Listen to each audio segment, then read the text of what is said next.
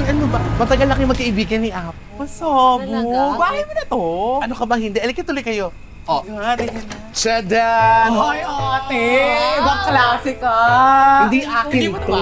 Hindi. Ganda. Ano to? Isa to sa mga bahay ni Doc. Masabog ka. Uy, matagal na ba kayo magkakilala ni ano? Korak, siya si Bebe mo. Yes. Ayan. Matagal ko ng friend yan. Kasama ko sa mga racket-racket sa view. True. Pretty nga po pala. Ang cute naman ho, ang cute naman ho ng pangalan niyo, Korak. Bebemon. Kasi mahilig niyang tawagin lahat ng Be, kaya Bebe mo. At dati niyang pangalan ay Ramon. Siya pa talaga mapakinig kita ng paso. Ay, day. Ganyan talaga si Apple pala biro yan. Tsaka bagay sa yung pangalan mo, pretty, kasi pretty ka talaga. Okay? Kain kayo, dali. Sige ho. Ay, may nabalitaan po pala. Kung mag-open po pala ng branch si Doc Willie saan nga ho pala? Kung maka-branch ka naman. Hindi naman bonggang-bongga yun. Nag-open siya ng bagong salon sa Quiapo. Sinabi kasi ni Doc, makakatulong ka daw dahil marami ka daw mga customer. Kaya, ayun. Naku, tumpak ho talaga si Doc. Marami ho talaga akong kakilala doon. Talagang sikat na sikat ho ako manikurista dahil lahat po sila doon may utang sa akin. Yun. Ay, Korak.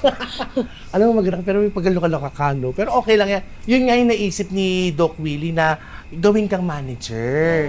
Oo, dito sa salon niya. Naku, manager ho. Oo, manager. Ano ka ba? Naku, Bebemon, wala ho talaga akong alam sa pag-manager kasi wala ho akong natapos grade 6 po. Hanggang doon lang po yung... Uy, alam mo, pretty, huwag mo iisipin yan. Ang importante, madiskarte ka sa buhay. Tapat ka, hindi ka nanggugulang, mabuti kang tao. Kumakain ka ng vegetables at nagtatapon ka ng basura na tama. Yun ang importante. Di ba, Apple? Tama! Yes! Tsaka, sinabi pala ni Doc na kwento niya na sa akin na itong gagawin niya sa'yo, sigurado daw makakatulong sa'yo. Ako, maraming salamat po sa tiwala, pupush ko po yan, gagalingan ko po. Promise. Yan ang maganda. Tsaka, alam mo, nabalitaan ko kasi chinika sa akin ni Doc yung nangyari sa'yo. Sana makatulong to sa'yo sa pagbangon mo. Masabo. Naku, promise ho talaga, hindi ko po talaga bibigun si Doc Willie. Tsaka ho kayo. Kasi tapos na ho ako sa pagiging tanga ko Hindi na ho ako babalik kay Hector. Nagising na ho ako talaga sa katotohanan.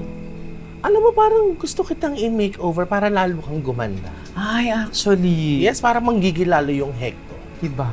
Yes. What do you think, Apple? Korak, parang kailangan niya at ate, mag-trust ka dyan kay Bebe mo dahil kilala ko na yan. Napakagaling niyan sa pag-aayos ng buhok at make-up. Pasabog yan. Talaga.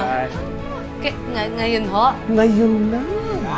Ako salamat. Alika na. Ubusin mo yung cake. Mag-aayos na tayo. Tama. Let's go. Go!